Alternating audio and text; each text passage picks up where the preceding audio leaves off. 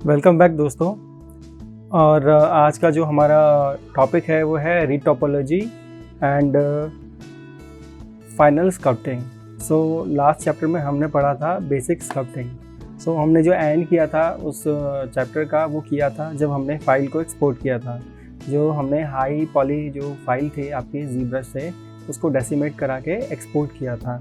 और उस फाइल को मैं अभी माया के अंदर लेके आ चुका हूँ, जो कि आप देख रहे हो। उसको एज अ बेस मैश हमने रखा है यहाँ पे, जो कि हमें रीटोपोलॉजी के लिए रिक्वायरमेंट होती है। सो इसका प्रोसेस मैं बताता हूँ अभी कि रीटोपोलॉजी से पहले हम क्या करते हैं। जैसे आप देख रहे हो यहाँ पे एक बेस मैश है, उस मैश को हम इंपोर्ट करेंगे माया के अंदर। माया के अंदर इंपोर्ट करने के बाद अगर आप इस मॉडल को आपको मेक लाइव करना होगा। मेक लाइव के लिए आप मॉडिफाई ऑप्शन में जाइए। उसके अंदर एक सबसे नीचे अगर आप जाओगे तो उसमें आपको मेक लाइव एक ऑप्शन मिलेगा। आप ऑब्जेक्ट को सेलेक्ट कीजिए और मेक लाइव ऑन कर दीजिए। सो वो मॉडल मेक लाइव हो जाएगा। उसके बाद जो नेक्स्ट पार्ट है वो आपको करना पड़ेगा। आप मैश टूल के अंदर जाइए, उसके अंदर एक ऑप्शन आएगा क्वाड्रो। सो क्वाड्रो का मतलब यही होता है कि आप मैश के ऊपर क्वाड जो पॉलीगन्स है वो आप पेंट कर ड्रॉ कर सको। सो उसके लिए आपको क्वाड्रो ऑप्शन यूज़ करना पड़ेगा रीटोपोलॉजी के पर्पज़ से। सो ये टूल बहुत इंपॉर्टेंट है जो हमें ध्यान रखना है। सो इस टूल का यूज़ करना बहुत सिंपल है। इसका बेसिक समझाने के लिए आप यूट्यूब कर सकते हैं। इसमें आप डॉट्स क्रिएट करते हैं और पॉलीगन क्रिएट करते चले जाते हैं। सो बेटर होगा कि मॉडलिंग टूल पैनल आप राइट साइड में ओपन कर लो। तो आप देख रहे हो कि यहाँ पे मैं एक एक पॉइंट क्रिएट करने के बाद लूप्स को मेंटेन कर रहा हूँ और शिफ्ट करता जा रहा हूँ। तो ये बहुत ज़रूरी है कि आप किसी बेस पार्ट से स्टार्ट करो और उसमें वहाँ से आप कंटिन्यू फ्लो मेंटेन करते हुए चलो। सो मैंने यहाँ पे अभी फेस के पार्ट को मैं मेंटेन कर रहा हूँ। और एक बहुत इंपॉर्टेंट चीज़ ये है कि आप ऐसे रैंडमली कहीं नहीं क्रिएट कर सकते इस चीज़ को। आपको एनाटॉमी की नॉलेज और होनी चाहिए और फ्लो की, जो आपका टोपोलॉजी है उसके फ्लो की नॉलेज होनी चाहिए। जैसे मैं फेस के पार्ट पे जो डिफॉर्मेशन आगे होने वाला है उसके पर्पस से मैं यहाँ पे लूप्स ऐड कर रहा हूँ। और ये चीज़ बहुत ध्यान रखना पड़ेगा कि आपके फेस वाला पार्ट या आपका माउथ वाला जो पार्ट हो गया, आइज़ वाला जो पार्ट हो गया, वहाँ पे जो लूप्स होते हैं वो एकदम सर्कुलर हों और मेंटेन हो। क्योंकि ये लूप अगर मेंटेन यहाँ पे रहेंगे तो आगे जाके इसमें जो एनिमेशन होगा वो बहुत स्मूथ होगा और कोई प्रॉब्लम क्रिएट नहीं होगी।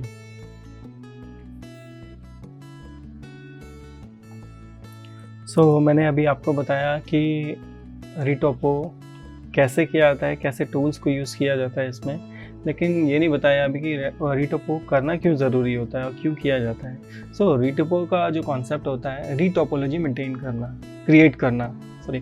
तो जो मैंने ZBrush के अंदर आपने देखा होगा कि मैंने मॉडल्स जो मैंने स्कल्प किया था, सो उसके जो नंबर ऑफ़ पॉलीगन्स थे वो मिलियंस में थे। क्योंकि मिलियंस में होने के कारण ही वो उसमें इतनी अच्छी डिटेल्स आपको नज़र आ रही थी। क्योंकि लो पॉली में अगर मैं स्कल्प करूँगा तो वो डिटेल इतनी नज़र नहीं आएगी। लेकिन क्या विजुअली वो देखने के लिए बहुत अच्छा है कि आपका जो डिटेल है वो दिख रहा है, लेकिन क्या टेक्निकली वो चीज़ यूज़ करने लायक है गेम में या मूवीज़ में? सो इसका आंसर यह है कि बिल्कुल भी नहीं। तो होता क्या है कि जब ZBrush में हम इसको स्कल्प करते हैं हाई डिटेल में, और जो मिलियंस ऑफ पॉलीगन्स होते हैं, अगर उस टाइप के मॉडल को मैं एक्सपोर्ट करके माया में लेके आ रहा हूँ तो मैंने आपको बताया कि उसकी वैसे ही परफॉर्मेंस बिल्कुल डाउन हो जाएगी माया की, वो उसको सपोर्ट ही नहीं कर पाएगा। तो इतने हाई मैश को हम प्रोडक्शन में कभी भी यूज़ नहीं कर पाते हैं। इसके लिए एक तरीका यही निकाला गया है कि जो आपने हाई पॉली मॉडल स्कल्प किया है उसी का एक लोअर वर्जन बनेगा, जिसको हम कहते हैं कि रीटोपोलॉजी करना। ठीक है, लोअर वर्जन क्रिएट करना पड़ेगा जिसके लिए हम रीटोपोलॉजी करते हैं। तो अभी मैं आप अगर देख रहे हो कि हाई मैश के ऊपर ही बिल्कुल मैं स्नैप कर रहा हूँ, यहाँ पे कोई नई चीज़ नहीं कर रहा हूँ, इसमें बस नया एक मैश जनरेट कर रहा हूँ और इस हाई पॉली मैश की मैं हेल्प ले रहा हूँ, उसके ऊपर स्नैप करके मैं पॉलीगन्स को क्रिएट कर रहा हूँ। तो जब ये मॉडल बिल्कुल कंप्लीट हो जाएगा रीटोपो के थ्रू, तो आप नोटिस करोगे कि सेम पोजीशन, सेम साइज़, सारी चीज़ें ऑलमोस्ट सेम होंगी। ठीक है, लेकिन जो पॉलीगन्स का नंबर्स होगा वो उसमें बहुत का डिफरेंस होगा। ये पॉलीगन जो क्रिएट होने वाला है वो अराउंड 5000 पॉलीगन्स होंगे उसमें। लेकिन जो मैंने अभी इंपोर्ट किया है हाई मैश, उसका मिलियंस में अभी पॉलीकाउंट्स हैं। तो हम उस हाई मॉडल मैश को जो है यूज़ करेंगे एक नए मैश को जनरेट करने के लिए। सेम इसी प्रोसेस को हम इस प्रोसेस को हम रीटॉपो कहते हैं, जिसकी हेल्प से हम एक नया मैश को जनरेट करते हैं। हमें एक चीज़ का हमेशा ध्यान रखना होगा कि कभी भी हम लूप्स ऐड करते हैं तो जो जॉइंट्स वाले पार्ट हैं वहाँ पे एटलीस्ट हमको मिनिमम 3 लूप्स को ऐड करना ज़रूरी है, क्योंकि जब जिस पॉइंट से उस पॉइंट से अगर हम बोन को बैंड करेंगे, रोटेट करेंगे, तो उस जगह पर जो डिफॉर्मेशन होगी उसके लिए मिनिमम जो लूप्स की रिक्वायरमेंट होती है वो 3 होती है। क्योंकि जो सेंटर वाला है वो 100% वैल्यू लेता है, जो लेफ़्ट वाला है और जो राइट वाला है वो दोनों जो कनेक्टेड बोन्स होते हैं उसमें उनकी वैल्यूज़ को ऐड किया जाता है, जिससे कि एक स्मूथ ब्लेंडिंग नज़र आए। इसलिए आप कोशिश करना कि जो भी बैंडिंग वाला पार्ट होता है, चाहे ईयर्स जहाँ से बैंड हो रहा है, आपका नीज़ हो गया, आपका टेल का जो पार्ट हो गया जॉइंट्स, तो उस जगह पे एटलीस्ट 3 लूप साथ में रखिएगा, जो कि बहुत ज़रूरी है रखना अच्छे शेप्स डिफॉर्मेशन के लिए। एंड हम एक चीज़ और डिस्कस करेंगे जब हम गेमिंग की बात करते हैं। तो गेमिंग में आपने सुना होगा कि पॉली काउंट्स हमेशा लिमिटेड होता है, और अगर मूवी की बात करते हैं तो उसमें ऐसा कुछ लिमिटेशन नहीं होता, मैक्सिमम तक हो जाते हैं। लेकिन ऐसा क्यों होता है? क्योंकि मैं आपको बताऊं कि गेमिंग की एक अपनी जो इंजन होता है वो रियल टाइम परफॉर्म कर रहा होता है, और इंजन जितना जो भी फाइल जो होती है, आपकी गेमिंग फाइल होती है, वो जितनी हैवी होती है उतना ज़्यादा आपका जो डिवाइस जो ऑपरेट कर रहा होता है उसको उसकी परफॉर्मेंस डाउन होती है। और अगर हम मूवी की बात करते हैं, मूवी में 1 टाइम रेंडरिंग होती है, इसलिए वो हाई क्वालिटी मेंटेन करने के लिए प्रेफर करते हैं कि वो जो मॉडल हो वो हाई पॉली हो। सो उसमें फ़र्क नहीं पड़ता, क्योंकि एक बार रेंडर निकल जाने के बाद फिर उसमें कोई प्रॉब्लम नहीं होती। लेकिन अगर हम गेमिंग की बात करते हैं तो मैंने बताया अभी आपको कि उसके अंदर ये प्रॉब्लम होती है, क्योंकि आपके जो असेट्स होते हैं, जो मॉडल्स होते हैं, वो रियल टाइम पे परफॉर्म कर रहे होते हैं गेम के अंदर। तो अगर आपका पॉलीगन्स हाई होंगे और आपका डिवाइस लो होगा तो ये दिक्कत क्रिएट करेगा। इसलिए हमको ट्राइंगल्स जो ट्राइज होते हैं, जो कॉर्ड्स होते हैं, वो मेंटेन करके चलना पड़ता है। इसलिए हमें जो 3D आर्टिस्ट होते हैं उनको ये लिमिटेशन दी गई होती है कि भाई अगर आपको एक मॉडल बनाना है, एक कैरेक्टर बनाना है, तो उसकी पॉली लिमिटेशन इतनी होनी चाहिए। इस मॉडल के लिए जो मैं एक टारगेट लेके चला था कि इसका मैक्सिमम 10,000 ट्राइज होना चाहिए, क्योंकि मैं थोड़ा सा इसको डिटेल में बना रहा हूँ, तो 10,000 ट्राइज होने चाहिए। 10,000 ट्राइज का मतलब ये हो गया, आप अगर मैं पॉलीगन्स की कॉर्ड की बात करूँ तो ये 5,000 कॉर्ड्स हो गए। सो 10,000 ठीक है, एक एवरेज पॉली काउंट है। लेकिन कोशिश कीजिए कि अगर आप मोबाइल जैसे प्लेटफॉर्म के लिए अगर गेम कोई भी एसेट्स बनाते हैं, कोई भी कैरेक्टर बनाते हैं स्पेशली, तो उसको कोशिश कीजिए 5,000 पॉलीगन्स के अंदर ही रखने का या उससे नीचे। और लेकिन आज की डेट में क्या है कि कई मोबाइल्स जो होते हैं कि अच्छे परफॉर्म वाले स्पेसिफिकेशन वाले बेसिकली आ गए हैं, तो उसके हिसाब से अब जो प्रोग्रामिंग जो हो गई है गेमिंग की, वो थोड़ी सी एडवांस भी हो गई है। अब उनको नए डिवाइसेस को ध्यान में रख के वो सब गेम बनाते हैं। और आपने अगर PUBG खेला होगा तो उसके अंदर आपको ऑप्शंस दिए गए होंगे कि आपको कौन सा मोड यूज़ करना है, क्लासिक मोड यूज़ करना है या एडवांस मोड, ऐसा कुछ होता है ग्राफिक पर्पस से।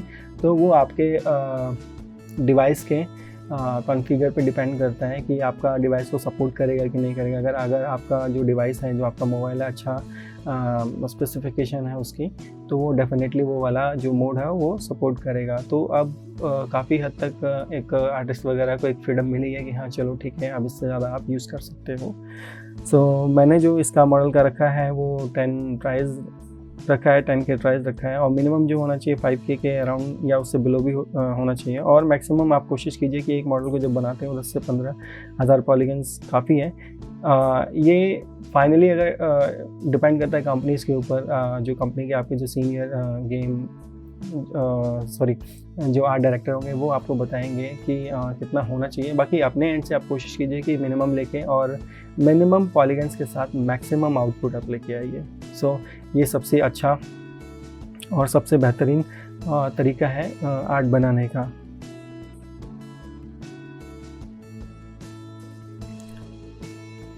सो इसके अंदर मैं एक चीज़ और भी बताऊंगा। आपने सुना होगा गेमिंग के अंदर लेवल ऑफ डिटेल्स, LOD। अगर नहीं सुना तो मैं आपको बताऊं कि LOD होता क्या है। LOD यही होता है, एक परफॉर्मेंस मेंटेन करने के लिए किया जाता है। सो कोई भी मॉडल अगर क्रिएट होता है उसके 3 से 4 LOD बनाए जाते हैं, यानी 3 से 4 जो लेवल्स होते हैं डिटेल्स के वो उसके बनाए जाते हैं। मान के चलिए ये मेरा एक कैरेक्टर है जिसको मैंने 10,000 पॉलीगन्स के अंदर बनाया है, ट्राइस के अंदर बनाया है, और मैं चाहता हूँ कि इसका 3 LOD बनाऊँ, 3 लेवल ऑफ डिटेल इसका मैं बनाऊँ। तो उसके लिए मैं क्या करूँगा, जो पहला LOD होगा वो मेरा 10K का होगा। उसके बाद मैं दूसरा जो सेम मॉडल जो होगा वो होगा, मान के चलो मैं 5000 पॉलीगन्स करूँगा, इसका रिड्यूस करूँगा पॉलीगन्स। उसके बाद जो थर्ड वाला होगा LOD उसमें मैं उसको 1000 ही कर दूँगा। अच्छा, इसका यूज़ कैसे होता है? इसका यूज़ बेसिकली इस तरीके से होता है कि अगर आपने LOD का मैं यूज़ बता रहा हूँ आपको, कि आपने अगर PUBG गेम खेला होगा तो PUBG गेम में बेसिकली क्या होता है कि जब लैंडिंग हो रही होती है और जो पैराशूट पे होता है, तो आपने कभी नोटिस किया होगा कि जो पैराशूट से जब नीचे उतर रहे होते हैं तो नीचे ग्राफिक्स चेंज हो रहे होते हैं। सो जब बिल्कुल आप ऊपर से देखोगे और डिस्टेंस से देखोगे तो आपको जो ग्राफिक्स है वो पिक्सेलेटेड नज़र आएगा या पॉली एजेस वगैरह नज़र आएंगे। सो उसका रीज़न यही होता है कि जो हमारा कैमरा होता है और उस ऑब्जेक्ट से जब डिस्टेंस पे होता है तो उस टाइम जो हमने जो मॉडल किया है लेवल ऑफ डिटेल, जो थर्ड वाला मॉडल किया होगा जिसमें हमने पॉली काउंट्स बिल्कुल लो रखे हैं, सो वो उस टाइम विजिबल होगा, क्योंकि उस टाइम रिक्वायरमेंट नहीं होती, क्योंकि इतने दूर से आप इतना डिटेल की रिक्वायरमेंट होती नहीं है, इसलिए हम LOD 3 वहाँ पे एक्टिव होता है। उसके बाद जैसे जैसे आप उस ऑब्जेक्ट के नज़दीक चले जाते हो वैसे वैसे उसका जो लेवल्स ऑफ डिटेल होता है वो विजिबल हो जाता है। अगर मैं 3 पार्ट में इसको डिवाइड करता हूँ, मान के चलो ये चीता है, इसका मैं 3 पार्ट अगर बनाता हूँ LOD का, तो चीता जब डिस्टेंस पे होगा, मान लो 20 मीटर 50 मीटर डिस्टेंस पे होगा, तो इसका LOD 3 होगा या 4 होगा, ठीक है, जिसमें पॉलीकाउंट्स कम होंगे। ये जैसे जैसे मेरे पास नज़दीक आता जाएगा वैसे वैसे इसके जो डिटेल्स हैं बढ़ते जाएंगे। सो डिटेल ऐसे नहीं बढ़ेंगे, आप 3 से 4 उसके मॉडल दोगे वहाँ पे LOD में बना के, और यूनिटी के अंदर वो LOD में अप्लाई करोगे। सो यूनिटी अपने हिसाब से कैमरा का डिस्टेंस कैलकुलेट करके वो LOD सेट करता है, और जैसे जैसे कैमरा आपका पैन होता है, पास जाता है किसी ऑब्जेक्ट के पास, वो LOD मतलब वो एक्टिव हो जाता है डिटेल वाला पार्ट। सो बहुत ज़्यादा अगर आपको रिक्वायरमेंट हो तो आप मेरे को इस टॉपिक पे बताइएगा कमेंट्स करके, और मैं इसके लिए सेपरेट एक ट्यूटोरियल बनाऊंगा जिसमें मैं आपको पर्टिकुलर LOD के बारे में समझाऊंगा।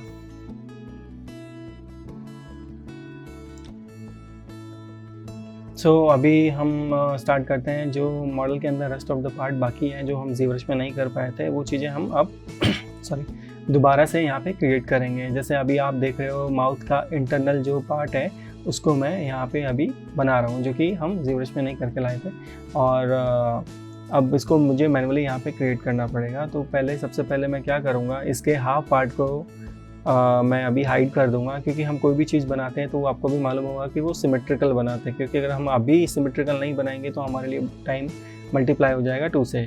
तो अभी हम बेसिकली क्या करेंगे कि सिमेट्रिकल बनाएंगे, और सिमेट्री अगर हमें ब्रेक करनी होगी तो हम वो लास्ट में जब कंप्लीट हो जाने के बाद सिमेट्री ब्रेक कर सकते हैं। लेकिन कोई भी मॉडल बनाने का जो प्रोसेस होता है वो हाफ पार्ट आप बनाइए और हाफ पार्ट सिमेट्री रखिए। तो मैंने जो सिमेट्री वाला पार्ट है उसको अभी हाइड किया हुआ है, क्योंकि हाइड नहीं करूँगा तो मैं इसके इंटरनल पार्ट को नहीं देख पाऊँगा और नहीं सही से मैं बना पाऊँगा। तो अभी मैंने क्या किया, उसको हाइड किया हुआ है, और मैं अंदर के पार्ट को अभी माउथ के अंदर के पार्ट को मैं बना रहा हूँ। तो सबसे पहले मैं इसको कवर करूँगा माउथ के अंदर पार्ट को, उसके बाद में जो आगे जाऊँगा तो उसमें मैं टूथ को बनाऊँगा एंड उसके गम्स को बनाऊँगा, उसके टंग्स को मैं आगे बनाऊँगा।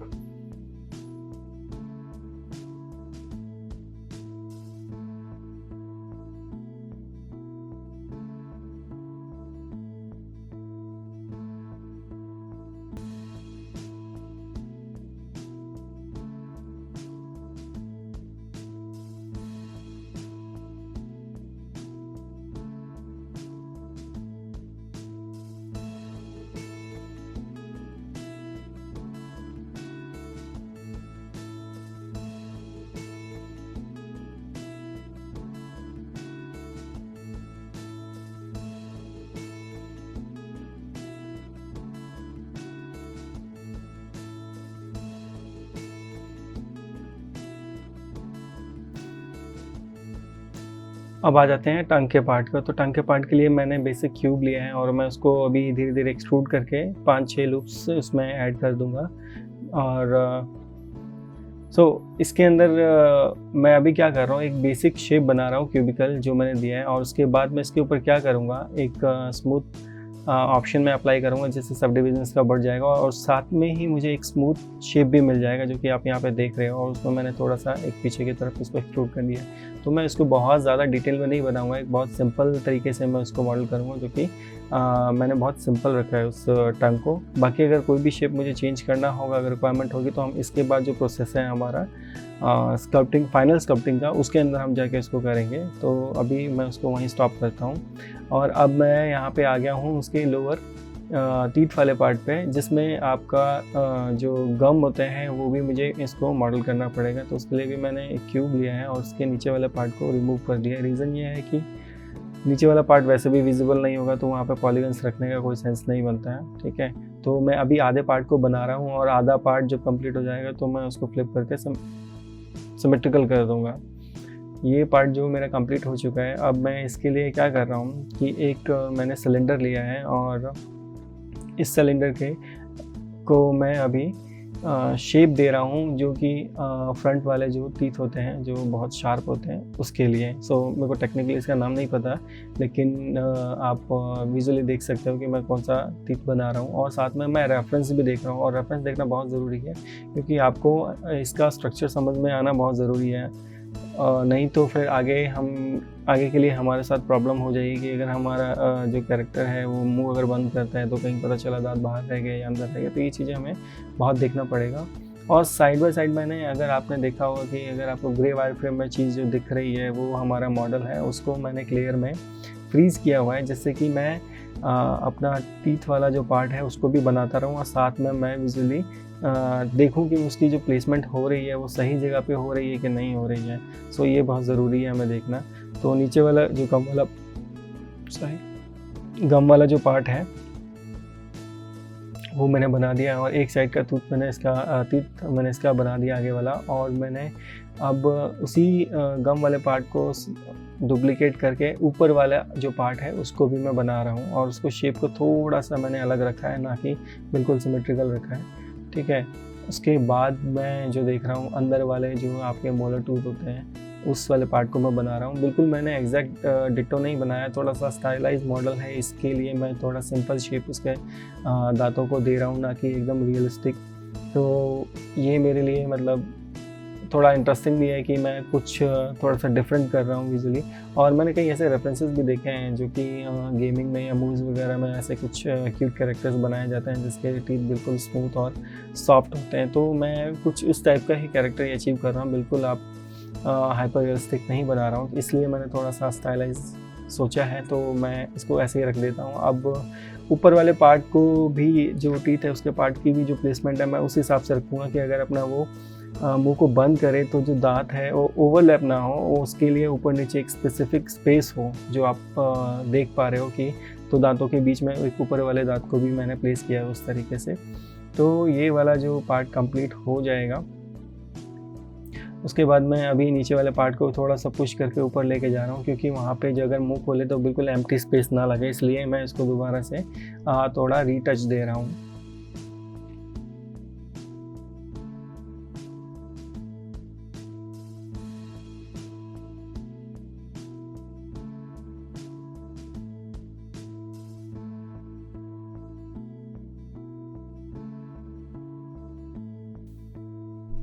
अब आ जाते हैं फीट वाले पार्ट पे। तो फीट के लिए जो मैंने ज़ीब्रश में बनाया था वो मुझे बहुत ज़्यादा इंटरेस्टिंग लग नहीं रहा और बहुत अच्छा भी नहीं लग रहा। और दूसरी बात यह है कि मैंने कुछ रेफरेंस कलेक्ट किए थे जिसमें मैंने थोड़ा स्टडी किया कि जो उसका फीट वाला पार्ट है उसका वो इस तरीके से नहीं होता, थोड़ा सा डिफरेंट होता है। और मेरे पास एक पेट है जिसका जो कि कैट है, और मैंने उसके भी रेफरेंसेस कुछ कलेक्ट किए थे और जो काफ़ी मेरे लिए हेल्पफुल रहे और मैं उसी के रेफरेंस से मैंने ये चीज़ें बनाई हैं। हाँ, अगर आप एग्जैक्ट इसमें नोटिस करेंगे कि जो कैट के या किसी भी कैट फैमिली के मेंबर के जो क्लॉ होते हैं वो 4 आगे के होते हैं और एक ऊपर की तरफ भी होता है, लेकिन मैंने इसको 3 ही रखा हुआ है। ये बहुत मेजर कोई वो प्रॉब्लम नहीं है, क्यों ये जानबूझ के मैंने ये मतलब ये रखा है कि थोड़ा सा विजुअली देखने में ठीक लगे, बहुत ज़्यादा डेंसी ना लगे। सो क्यूट कैरेक्टर में आपने नोटिस भी किया होगा कि बहुत ज़्यादा आप फिंगर्स नहीं बनाते, कभी 2 फिंगर्स भी बना के छोड़ देते हैं, तो इस पर्पज़ से मैंने इसको बनाया है। सो एनाटॉमी जानने के बावजूद भी मैंने थोड़ा सा इसमें चेंजेस किया है। एंड अगर आप देख पा रहे हो तो मैं क्या करूँगा, पहले ये वाला शेप बना के, और जो पुराने वाला था उसको मैंने सेलेक्ट करके रिमूव कर दिया। अब इसको मैं इसमें कंबाइन करूँगा सबसे पहले। तो कंबाइन करने के लिए दोनों ऑब्जेक्ट मैं सेलेक्ट करूँगा, उसके बाद मैं इन दोनों को कंबाइन करूँगा, क्योंकि कंबाइन करने से पहले आप इन दोनों के वर्टेक्स को वैसे भी अटैच नहीं कर सकते, ये आप लोगों को मालूम ही होगा। तो अभी मैंने दोनों मैश को कंबाइन कर दिया है, और कंबाइन के साथ अब मैं एक हमारे लिए एक प्रॉब्लम तो नहीं कहेंगे, लेकिन एक बहुत ज़रूरी चीज़ होती है कि ऊपर से जो लूप्स नीचे की तरफ आ रहे हैं और जो मैंने नया मैश क्रिएट किया है, तो उसके लूप्स के फ्लो को कनेक्ट करना, कंबाइन करना, ये थोड़ा सा समझ के हमको करना पड़ेगा कि लूप्स के जो फ्लो हों वो मेंटेन हो। तो उसके लिए जैसे आप देख पा रहे हो कि नीचे जो लूप्स हैं वो काफ़ी ज़्यादा थे और ऊपर कम थे, तो मैं नहीं चाहता कि जो नीचे के लूप्स हैं उसको मैं ऊपर की तरफ ट्रेवल कराऊँ, क्योंकि वो ऊपर रिक्वायरमेंट उसकी है नहीं। तो मैं कोशिश करूँगा कि उन लूप्स को मैं नीचे ही, इसके फीट के नीचे ही मैं इसको इस तरीके से शेप दे के मैं इसको उसी के अंदर एंड कर दूँ, ना कि मैं इसको ऊपर लेके जाऊँ। तो ये बहुत ज़रूरी है कि अननेसेसरी लूप्स को कहीं भी आप ऐड मत कीजिए जहाँ पर रिक्वायरमेंट नहीं है, क्योंकि हमारे जो टूल्स होता है इंसर्ट लूप, वो अगर आप एक बार इंसर्ट लूप करोगे तो वो बहुत आगे तक जाता है, ठीक है। जो भी लूप उसको मिलेगा वो कंप्लीट करता चला जाएगा, लेकिन एज एन आर्टिस्ट आपको ऑब्जर्व करना पड़ेगा कि आपको एक्चुअली लूप की रिक्वायरमेंट कौन से पार्ट में है। अगर मुझे लूप की रिक्वायरमेंट यहाँ नीचे है तो मैं ऊपर उसको डाल के गलती कर रहा हूँ, इसलिए मुझे थोड़ा सा स्मार्टली यूज़ करना पड़ता है यहाँ पे multi cut tool. So multi cut tool ये इसीलिए हमारी हेल्प करता है कि अननेसेसरी अगर मुझे कोई लूप्स नहीं चाहिए और मैं लूप्स के शेप्स को या उसके डायरेक्शन को चेंज करना चाहता हूँ तो मैं वो टूल यूज़ करता हूँ, जैसे आप यहाँ पे देख रहे हो। और एक चीज़ और भी है कि मैं ट्राइज अवॉइड कर रहा हूँ, लेकिन कुछ अगर ट्राइज क्रिएट हो जाते हैं तो बहुत बड़ा इशू नहीं होता। हाँ, कोशिश कीजिए कि जो ट्राइज क्रिएट हो रहे हैं वो ऐसे पार्ट पे अगर क्रिएट हो रहे हैं तो उस ऐसे पार्ट पे क्रिएट हो जहाँ पे डायरेक्ट विजुअली नज़र ना पड़े, क्योंकि अगर वो नज़र पड़ेगा तो वो थोड़ा सा पिंच नज़र आएगा उसमें। लेकिन ये हमारा लो पॉली मैश है तो इसमें मुझे लगता नहीं कि कोई प्रॉब्लम क्रिएट करेगा, क्योंकि प्रॉब्लम उसमें क्रिएट करता है जब इसमें आप स्मूथ ऐड करते हो। तो मुझे इस मॉडल के लिए स्मूथ ऐड नहीं करना है, इसलिए कोई ज़्यादा प्रॉब्लम नहीं होगी। सो मैंने पीछे वाला पार्ट कंप्लीट किया है, उसी का डुप्लीकेट करके मैं आगे वाले पार्ट पे भी लेके आया हूँ इसको। और आपने एक चीज़ नोटिस किया होगा कि इसके अंदर मैंने क्यूब भी ऐड किया है अभी नीचे। सो क्यूब ऐड करने का मतलब ये था कि मैं इसको पैरेलली देखना चाहता था साइड व्यू से, कि जो पोजीशन है जो वो सेम होनी चाहिए। ऐसा ना हो कि जो आगे वाला पैर है वो कुछ नीचे चला जाए और पीछे वाला पैर ऊपर हो जाए। सो वाई एक्सिस में बिल्कुल ये स्ट्रेट होने चाहिए, सीधे होने चाहिए, इसलिए मैं रेफरेंस के लिए मैंने नीचे स्ट्रेट क्यूब डाल दिया।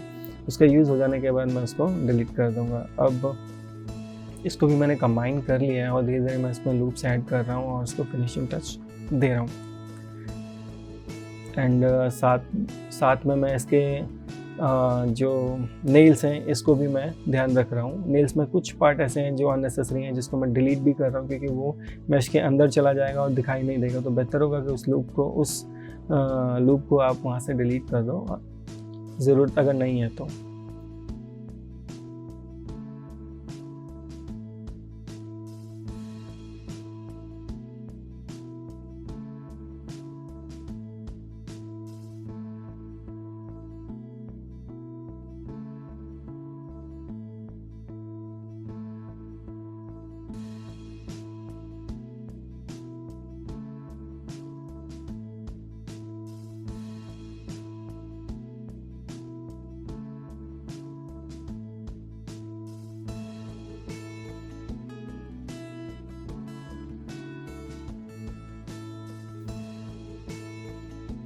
अभी सारी ट्विकिंग कंप्लीट लगभग हो गई है, तो मैं अब कोशिश करूँगा कि दोनों मैश को अब जितने भी सिमेट्रिकल मैंने यूज़ किए उनको कंबाइन करके उन दोनों को मैं मर्ज करूँ, उनके सेंटर वाले वर्टेक्स वगैरह को मैं मर्ज करके एक सिंगल मैश बनाऊँ। तो अभी आप देख रहे हो मैं बॉडी के पार्ट को मैंने कंबाइन कर दिया है, और आपको मालूम होगा कि सबसे पहले इन दोनों ऑब्जेक्ट को कंबाइन करना होगा, उसके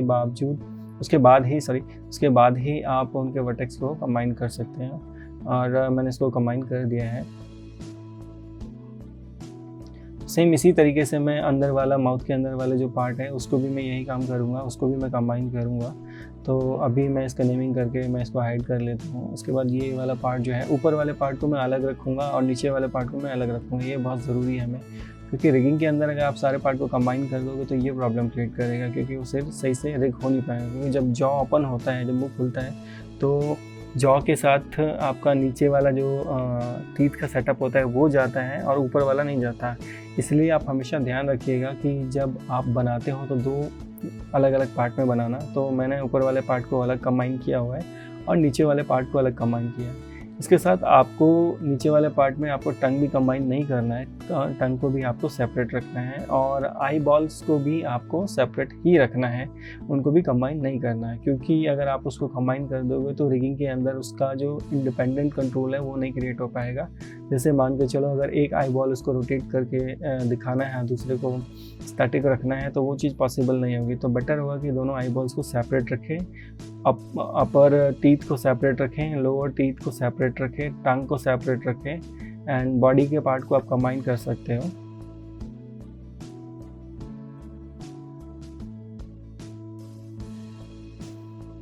अब आ जाते हैं हम वापस जी ब्रश के अंदर। तो मेरा जो मॉडल है उस मॉडल को मैंने पूरी तरीके से माया के अंदर कंप्लीट कर लिया है, लेकिन उसके बावजूद भी मैं उस मॉडल से अगर मुझे थोड़ा सा शेप को डिफॉर्म करना है या शेप को थोड़ा ठीक करना है तो मैं माया का हेल्प, जी ब्रश का हेल्प लूँगा। इसके लिए मैंने क्या करा है, उस मेश को मैंने FBX या OBJ आप सेव कर लो, उसको वापस से मैंने इंपोर्ट किया है पुराने प्रोजेक्ट के अंदर।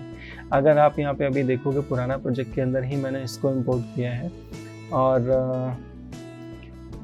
पुराने प्रोजेक्ट में ही इंपोर्ट किया है मैंने इसको। और जो पुराने प्रोजेक्ट में हाई मैश जो डिटेल थी, उस डिटेल को मैंने जो अभी माया से मैंने जो मॉडल को इंपोर्ट किया है वो डिटेल मैंने प्रोजेक्शन किया है। और प्रोजेक्शन के बारे में मैंने पहले भी आपको बताया था कि एक तरीका होता है जिसमें आप एक मैश का जो हाई डिटेल है वो दूसरे पर प्रोजेक्ट कर सकते हैं। तो सेम मैंने यहाँ पर वो प्रोसेस यूज़ किया था। और अगर आपने देखा होगा कि प्रोजेक्शन में आइज़ वाला पार्ट ख़राब हो गया या पैरों वाला पार्ट ख़राब हो गया था, उसके लिए मैंने एक टेक्निक यूज़ करी थी जो कि बहुत हेल्पफुल है और जो यूज़ किया जाता है, और उस टेक्निक को कहते हैं मॉर्फिंग करना। तो जी ब्रश के अंदर एक ऑप्शन होता है मॉर्फ टारगेट। मैं इस मॉडल को सब डिवीज़न लेवल 5 देने के बाद मैं उसको क्या करूँगा, उसको मॉर्फ टारगेट करूँगा। क्योंकि मॉर्फ टारगेट का मतलब ये होता है कि मैं उसके जो शेप्स को मैं प्रिजर्व रखूँगा। शेप्स को जब मैं प्रिजर्व रखने के बाद मैं उसके ऊपर कुछ भी चीज़ें चेंज करता हूँ, और अगर मैं फिर चाहता हूँ कि वो जो चेंजेस आए हैं उसमें वापस मैं चाहता हूँ कि अगर मैं किसी अपने पुराने शेप के या पुराने पार्ट के पास जाऊँ तो वो आप वापस पा सकते हो। तो या तो आप पूरा कंप्लीट का कंप्लीट वापस पा सकते हो, जो कि आपका राइट साइड में जो टूल्स हैं वहाँ पे मिल जाएगा ये ऑप्शन। और अगर आप स्पेसिफिक पार्ट पे चाहते हो, जैसे मैंने देखा कि फेस सही मेरा प्रोजेक्ट हुआ था, आइज़ वाले पार्ट में दिक्कत आई थी और पैरों वाले में डेफिनेटली आएगी, क्योंकि मैंने इस माया के अंदर जो शेप थे वो चेंज कर दिए थे। तो इसके लिए मैंने यहाँ पे एक ब्रश यूज़ किया था जिसको हम मॉर्फ ब्रश कहते हैं, और मॉर्फ ब्रश से मैंने उस एरिया पे मैंने जब पेंट किया था तो वापस मेरा जो डिफ़ॉल्ट था सब डिवीज़न लेवल 5 पे वो उस पर वापस आ गया। तो अब मैं बहुत स्मूथली काम कर रहा हूँ यहाँ पर, अगर आप देखोगे, क्योंकि मुझे फेस को स्कल्प नहीं करना, क्योंकि ये इन्फॉर्मेशन मैंने प्रोजेक्शन से ले ली है, लेकिन मेरे को पैरों वाले पार्ट पे अब काम करना पड़ रहा है। तो मैंने क्या किया है, इसका सब डिवीज़न लेवल 4 या 5 मैंने रखा है, और उसके बाद मैं अब जो स्कल्प्ट करूँगा ये फाइनल स्कल्प्टिंग मेरी होगी इसकी।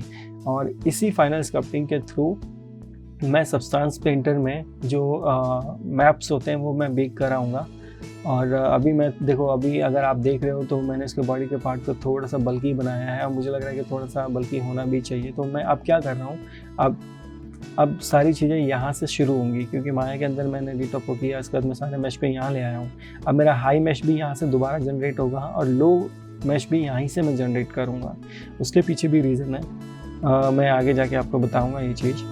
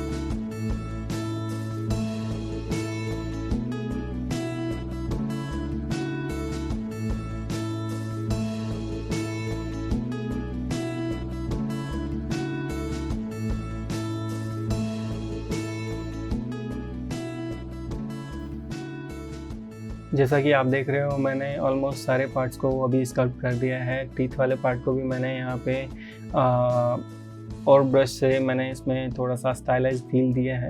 तो ये सारी चीज़ करने के बाद मैं क्या करूँगा यहाँ पे, तो मैं 2 वर्ज़न यहीं से क्रिएट करूँगा। पहला वर्ज़न होगा लो मैश और दूसरा वर्ज़न होगा हाई। सो लो मैश का रीज़न यहीं से एक्सपोर्ट करने का ये है, इसी मैश को मैं यूज़ करूँगा आगे, कि ये है कि मैंने शेप में डिफ़ॉर्मेशन की है हाई में भी। तो अब जो मैंने शेप में डिफ़ॉर्मेशन की है उसका इम्पैक्ट दोनों पे पड़ता है। अगर मैं लो वाला पुराना यूज़ करूँगा और हाई वाला यहाँ से एक्सपोर्ट करूँगा तो दोनों के शेप में चेंजेस आएंगे और बेक करते टाइम ये इन्फॉर्मेशन सही से आएगी नहीं। तो बेटर यही होगा कि आप लो वाला भी आप यहीं से एक्सपोर्ट करो और हाई वाला भी आप यहीं से एक्सपोर्ट करो। तो लो वाला जो मैं यहाँ से एक्सपोर्ट करूँगा उसको मैं FBX या OBJ में एक्सपोर्ट करूँगा और उस वाली फ़ाइल को मैं लेके जाऊँगा माया के अंदर और फिर माया में इसको मैं UVs अनफोल्ड करूँगा। सेकंड, मैं यहीं से हाई मैश एक्सपोर्ट करूँगा जिससे मैं बेक कराऊँगा नॉर्मल मैप्स, बाकी जो भी मैप्स होते हैं वो हाई मैश के थ्रू मैं बेक कराऊँगा। तो उसके लिए मैं क्या करूँगा, जैसे अभी तक मैं पहले भी मैंने आपको बताया है कि मैं यहाँ से पहले इसको डेसिमेट करूँगा हाई मैश को। डेसिमेट करने के बाद मैं उसमें पॉली काउंट्स चेक कर लूँगा कि कितने लो पॉलीज में कितना कम मैं डेसिमेशन वैल्यू रखूँ कि मेरा डिटेल भी मुझे दिखे और पॉलीगन्स भी कम हो, क्योंकि यही फाइल अगर मैं वहाँ पे इंपोर्ट करूँगा तो ऐसा ना हो कि वो हैवी हो या काफ़ी ज़्यादा टाइम ले। तो ये 2 चीज़ मैं यहाँ से करूँगा, एक लो पॉली फाइल को यहाँ से एक्सपोर्ट करूँगा जो हमारा मेन फाइल होगा और दूसरा हाई पॉली फाइल को यहाँ से मैं एक्सपोर्ट करूँगा।